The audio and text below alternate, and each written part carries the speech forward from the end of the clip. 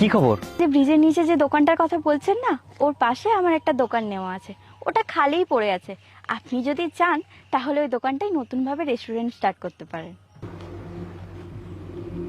কিন্তু ম্যাডাম, ভাড়া? উফ, কে বলেছে ভাড়ার কথা? আপনাকে ভাড়া দিতে হবে না। পরে যখন রেস্টুরেন্টটা ভালো মতো চলবে তখন আপনি ভাড়া দেবেন। আমি বরং যাই, আমি পেপারগুলো রেডি করি। আর আপনি ভাবুন নতুনভাবে কিভাবে আবার রেস্টুরেন্টটাকে স্টার্ট করবেন। আপনাকে অসংখ্য ধন্যবাদ ম্যাডাম। আপনার মতো মানুষ এই পৃথিবীতে আর নেই বললেই চলে। আচ্ছা ঠিক আছে, আমি সবকিছু ব্যবস্থা করছি। আমি আসি তাহলে এখন। হ্যাঁ বলুন, কি বলছিলেন? আজকে আপনাকে ডাকার এখানে বিশেষ একটা কারণ আছে। হ্যাঁ বলুন।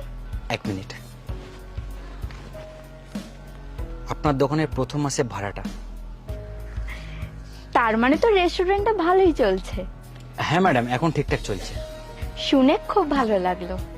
আচ্ছা, আপনাকে একটা প্রশ্ন করি? অবশ্যই। আচ্ছা বলুন তো, পৃথিবীতে সব থেকে দামি জিনিস কোনটা? সবচেয়ে দামি জিনিস মনুষ্যত্ব। সময়। সময় মানুষকে সব কিছু শিখিয়ে দেয়। ভালো লাগা, খারাপ লাগা, দুঃখ, কষ্ট, সব কিছু। এই ধরুন, যখন আপনি রেস্টুরেন্টটা ঠিকমতো চালাতে পারছিলেন না, স্কুটির ইএমআইও অবধি দিতে পারছিলেন না, কিন্তু এখন এখন আপনি সব কিছু ঠিকমতো করতে পারছেন। আপনার রেস্টুরেন্ট এখন খুব ভালোভাবে চলছে। আপনি স্কুটির ইএমআই পর্যন্ত দিতে পারছেন। সময়, সময় হচ্ছে সব থেকে বেশি মূল্যবান। যাতে খারাপ সময় তোমার বারবার না আসে, তার জন্য তোমার যখন ভালো সময় আসবে তখন সেখানে ইনকাম করে সে টাকাটা সঞ্চয় করে রাখো, যাতে যখন খারাপ সময় আসবে সেই টাকাটা তখন তোমার কাজে লাগে।